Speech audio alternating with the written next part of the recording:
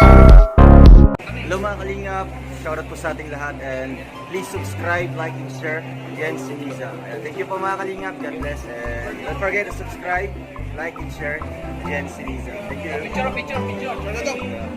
TV. Rank 70 naman. Mga bago to mga kalingap. Mga bago. Di ako familiar dun sa iba. Ngayon, yung iba ngayon ko lang talaga nabasa. Ano? Ito bago lang to. Jeans, Seniza, of Rochelle. Ayan, Rochelle views. Ay, 324,000 video views. Next is, yung dalawang yung Karepa po, ano?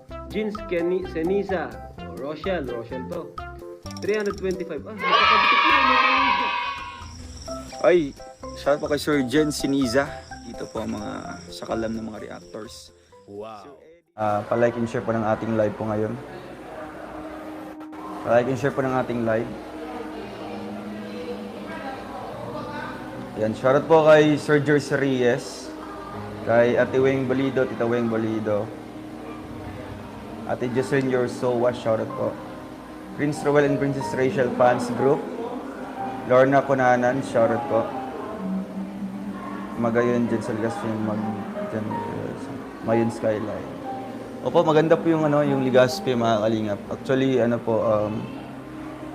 dalawang beses ko na po itong, unang beses po na nadaanan, dalawang beses ko po itong napuntahan. First punta ko po dito is nung sinama po ako ni Kuya Bal, no? Yung nag-asikaso po sa papeles po ni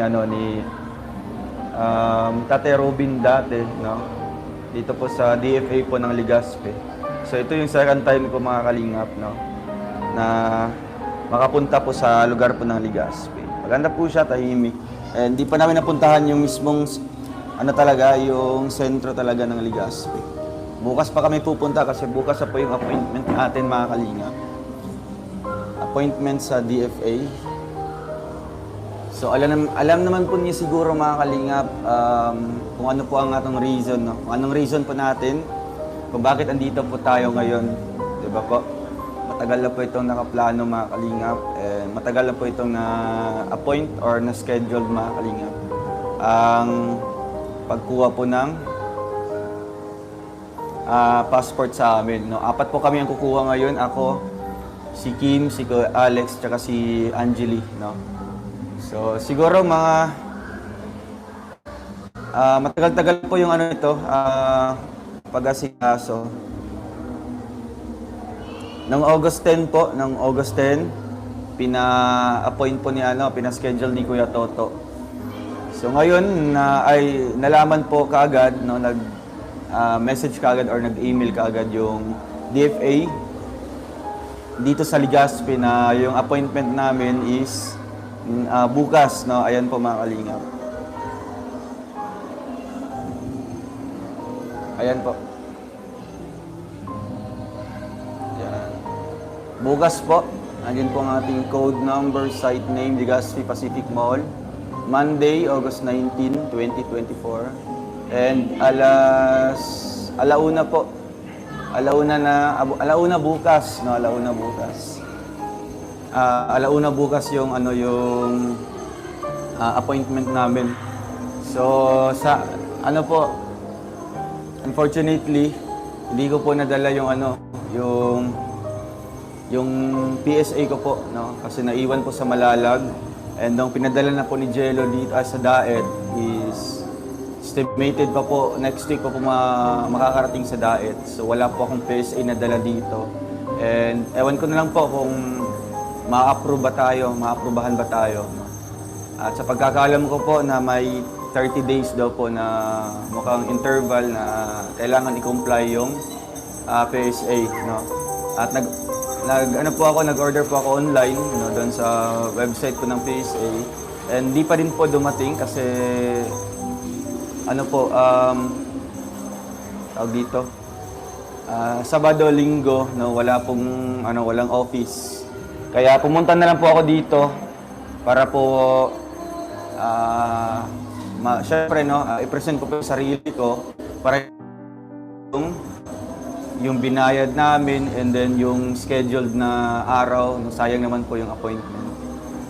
So, siguro po sa mga solid Rochelle dito or solid viewers namin, alam niyo din po mga kalingap kung bakit po hindi nakasama si Langga. Di ba po? Alam po ninyo kung bakit wala po si Langga ngayon. Hindi nakasama sa aming gala, ay sa aming punta dito sa Legazpi mga kalingap. No? Ang plano talaga namin is bukas pa kami babiyahe. No? Bukas pa po. Kasi bukas pa po yung appointment namin alauna. So nag-chat po si Tita Elise sa amin na pasyal daw po kami para ma-meet kami ng pamilya ni Tita Elise. So kanina po kami bumiyahe, no? Kanina kasi ang biyahe po dito is around 5 to 6 hours po. So alam po nating lahat, no, kung bakit hindi nakasama si Langga. Kasi kung sasama po ngayon si Langga, syempre Sunday ngayon walang pasok or walang gagawin. Bukas kasi yung araw na talagang pupunta kami, kailangan namin i-presenta yung sarili namin doon sa DFA. So, around, baka gabi na kami makaka-uwi bukas. So, yung reason dito mga kalingap, yung rason ko mga kalingap is, di ba, pasukan po nila Langga bukas. Di ba? First day of school yan mga kalingap nila Langga. Sa college, no? Iba po ang college mga kalingap kontra po sa elementary at high school na pwede mag-excuse. Ang college po mga kalingap ay talagang ano yan dyan, talagang, tag dito, yung kanya-kanya po, no, kanya-kanya ano dyan, wala na pong excuse, depende lang kung may medical certificate ka, pwede kang ma-excuse. Pero if ever na hindi valid yung reason na mag-absent ka or mag-excuse ka, talagang nasa iyo yan, no? Ikaw yung mabibehind sa mga subjects, di ba? Ikaw yung mabibehind sa mga announcement. Siyempre, first day of school, yan ang pinaka-importante talagang pasukan, no, sa college days. Kasi diyan po yung mga announcement, 'di ba? Diyan po yung mga introduction, 'di ba? Introduction po ng mga teachers, introduction ng mga professors, and syempre para ma-meet mo yung mga saan yung school talaga, 'di ba? I mean saan yung mga room niyo. Kaya alam ko naman siguro na naintindihan niyo po yun sa side na yun mga kalingap, di ba? Siguro iilan po may mga nagtatanong bakit daw ako lang po, no? Bakit wala daw si Langga, hindi ko sinama. Nagkatampuhan daw po kami, di ba? Nag-away daw po kami kasi hindi ko sinama. Grabe, di ba? Ang bilis po magsabi kaagad ng mga ganong bagay na hindi nila alam yung rason. Ano ba talaga? Taga-subaybay pa talaga kayo or taga-gulo lang po? Diba? Kasi kung alam niyo po yung rason bakit po wala silang dito, hindi na po kayo dapat magtatanong pa. Hindi na po kayo dapat mababash pa. Diba? In the first place, hindi ko na kailangan magpaliwanag po dito sa inyo. Kasi alam ko na alam niyo na po. Siyempre, matagal ko na pong sinasabi sa live ito na si Langga hindi makakasabay sa amin sa pagkuha ng passport. Una sa lahat, may pasok siya. Diba? First day of school yan. Diba? Bakit kailangan pa i-insist nyo? Bakit ba kailangan ipilit nyo po na kailangan isasama si Langga? Ano ba, concerned ba kayo kay Langga? Or para lang sa inyong sariling kaligayahan? Diba? Kasi yung concern kayo, iniisip nyo, ay first day of school ni Rachel. So dapat intindihin natin na pasukan yon, bawal mag-absent si Rachel, diba? Kasi orientation, first and foremost, orientation yan sa araw na yon. Second, introduction ng mga teachers or professors. Pangatlo, basta, ang dami pa mga rason, di ba? Ang pangatlo is talagang kailangan mong pumunta kasi yan yung first day of school, di ba? Ang pangit naman kung first day of school, absent ka sa araw na yon, di ba? Kaya, hindi ko kailangan mag-explain dito sa inyo, and since may mga ibang tao naman po ay talagang ewan ko po kung totoo ba talaga or nagpapanggap lang po, di ba? Ang bilis po mag-comment, di ba? Ang bilis po magsabi ng mga ganung bagay. Pero hindi niyo alam yung impact po sa amin, di ba? Hindi niyo alam yung impact po sa akin. Siyempre pumunta kami dito kasi may purpose kami, di ba? Pumunta kami dito dahil sa passport na 'yon, di ba? Grabe kayo makapagsalita.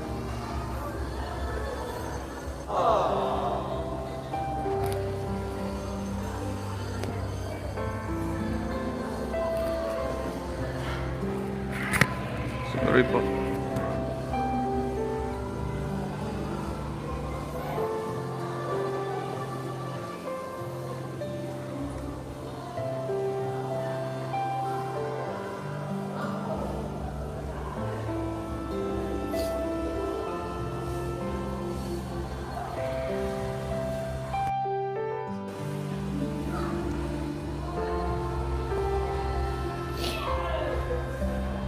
Sorry po.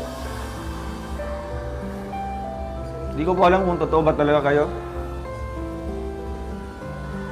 Kasi kini-question din po nila kasi sinama daw si Maui. Ano ba kung isasama ko yung kapatid ko? Issue ba yun?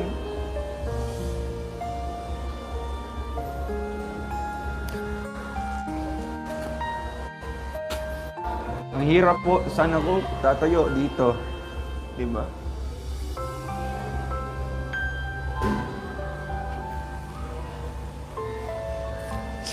Pumunta kami dito kasi may purpose kami.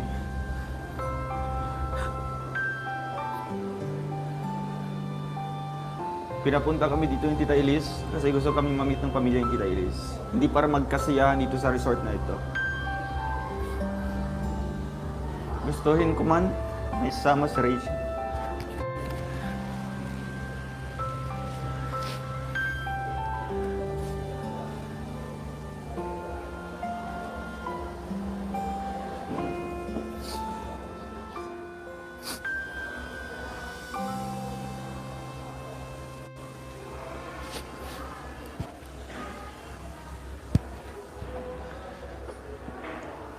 Pasensya po. Pasensya. Hindi ko kaya.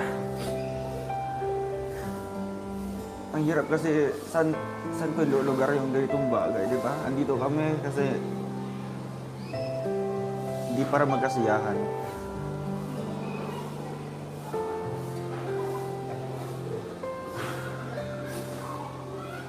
Tapos big deal po sa inyo kasi sumama si Maui, si Rachel hindi sinama.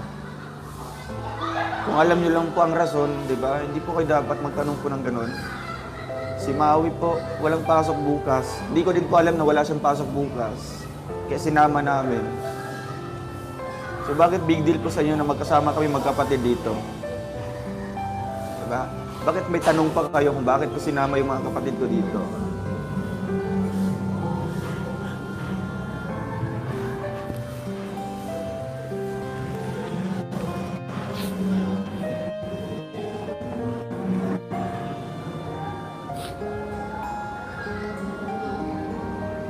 Sorry po. Tapos tinatanong pa ninyo, bakit sinama si Lian? Alamang po, asawa yan ni Kim.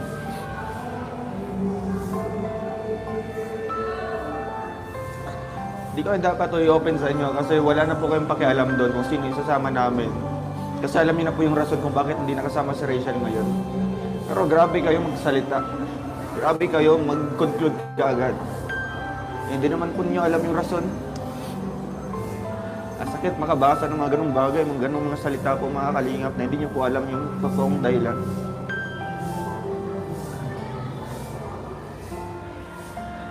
Sensya po.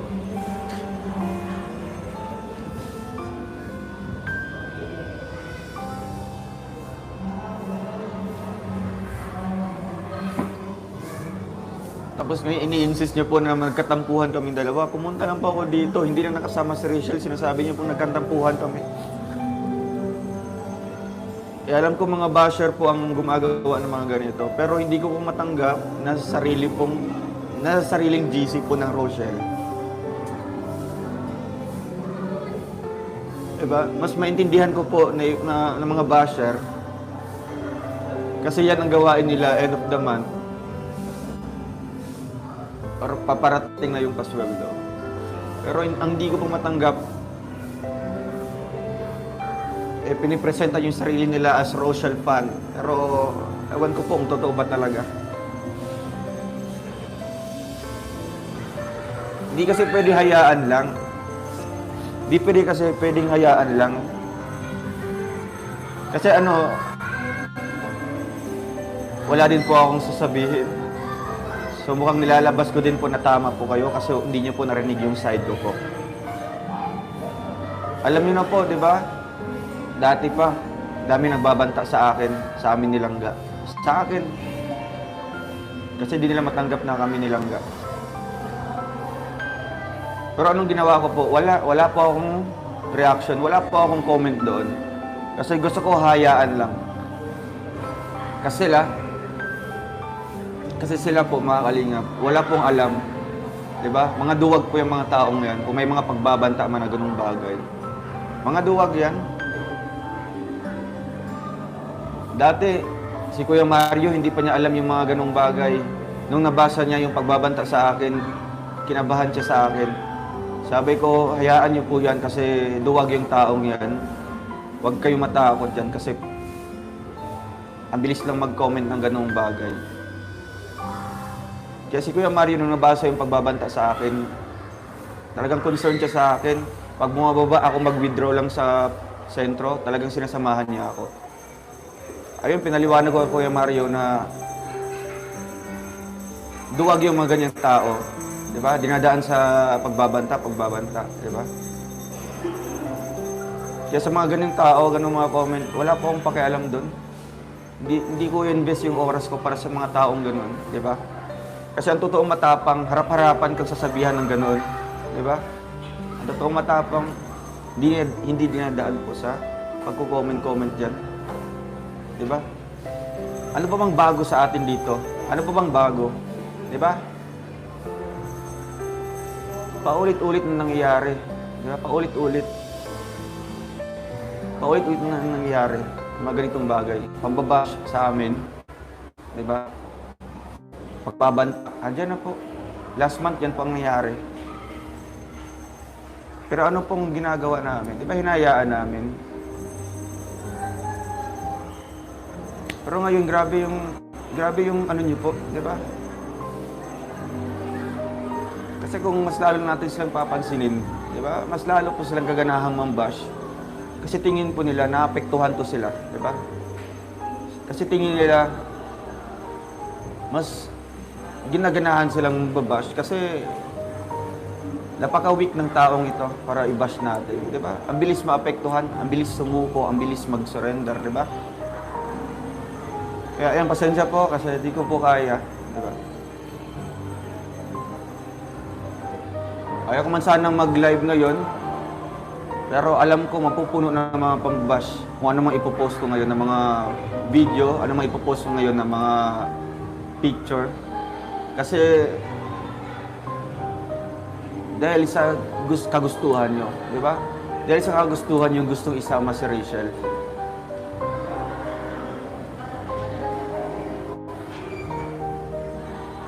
Pasensya pa mga kalingap.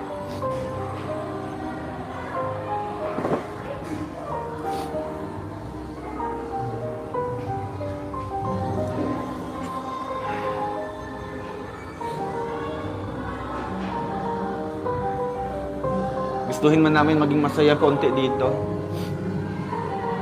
Pero grabe, no? Grabe. Mukhang kinokontrol kami. Di ba? Bawal kang tumawa. Kasi may mababash. Bakit di sinama? Bakit mas mabigat pa yung kaibigan mo kaysa kay Langga? Basahin niyo po yung mga comment niyo po. Di ba? Totoo ba talaga kayo? Mas matatanggap ko ba kung basher kayo na ganun yung comment niyo? Pero yung pinapalabas nyo na supporter kayo, supporter sa isa, yun ang sabihin niyo po. Diba?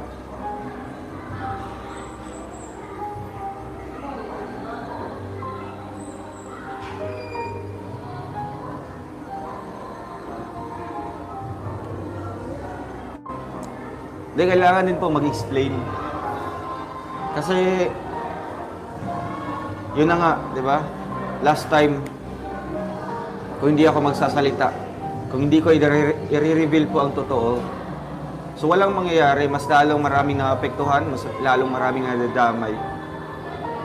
Kaya ngayon, kailangan ko din na mag-explain po sa inyo, di ba? Hindi naman kabawasan sa akin, di ba? Hindi naman kabawasan sa isang rawal o malalag na mag-explain po sa inyong harap.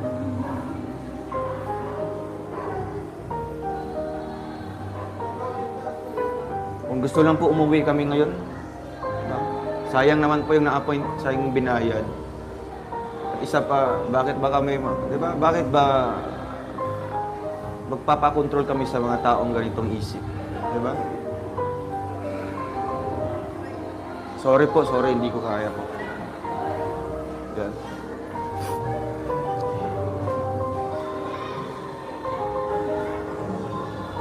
At isa pa, pinapanindigan ko po yung mga sinasabi ko po. No? Nasa sa inyo po yan kung nagdududa po kayo. Di ba? Nasa inyo po yun kung di kayo naniniwala sa akin. Pero isa lang yung masasabi ko po. Kung di po kayo naniniwala, huwag nang po kayo manira. Di ba? Kasi kami nilangga ang mas nakakaalam sa aming mga ginagawa. Kami nilangga na mas nakakaalam sa aming sitwasyon ngayon. Doon sa narinig ko po, may mga nagsisend sa akin ng message na yung ginagapang yung mga, ewan ko po, yung mga fans daw po. Wala po akong pakialam doon. Di ba? Kasi kung totoo tayo or solid tayo, bakit ba tayo makikinig sa mga sulsul ng ibang tao? Di ba? Bakit ba tayo magpapakontrol sa mga sinasabi nila? Kaya, siguro, hindi yan sila solid. Di ba? Kasi kung may mga ganyang nangyayari dito, sa community na ito, may mga nagsusulsul na mga fans, hindi sila solid. Di ba?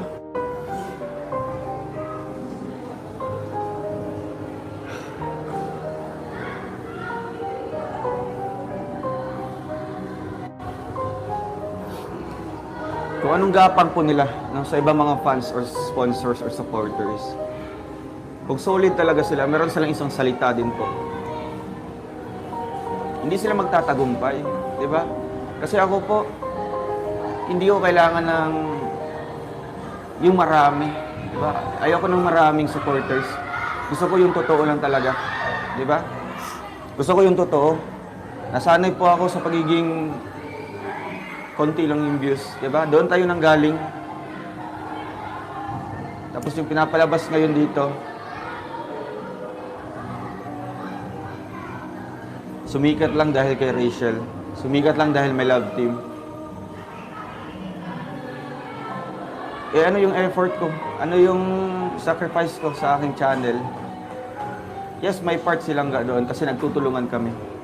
Pero na-invalidate yung sacrifice ko dito sa channel ko. Na-invalidate, di ba, na-itsapera yung paghihirap ko dito para makamit ko yung ganitong meron ako ngayon. Di ba?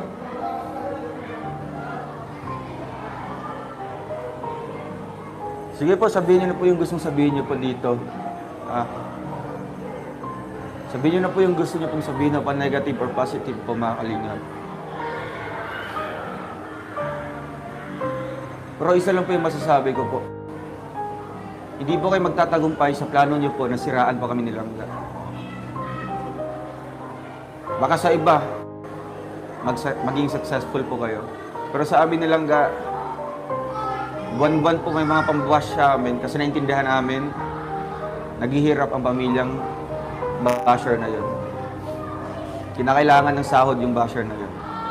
So naintindihan namin every month may mga pambabash na mga ganitong bagay. May mga lumalabas na mga pangit na mga comments, di ba?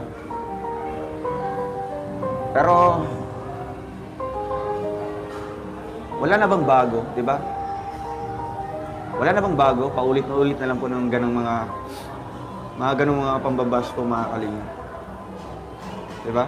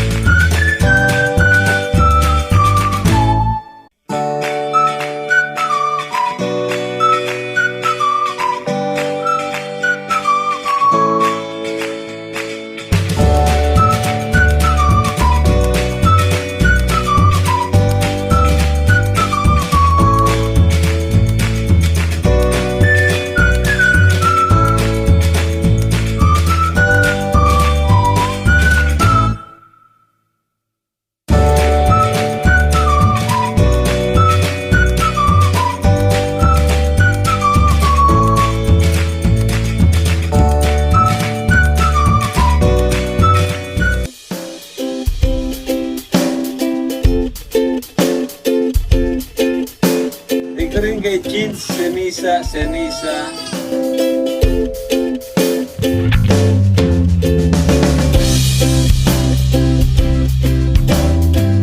That's all for now. Until next time. Thanks for watching. And don't forget to like, subscribe,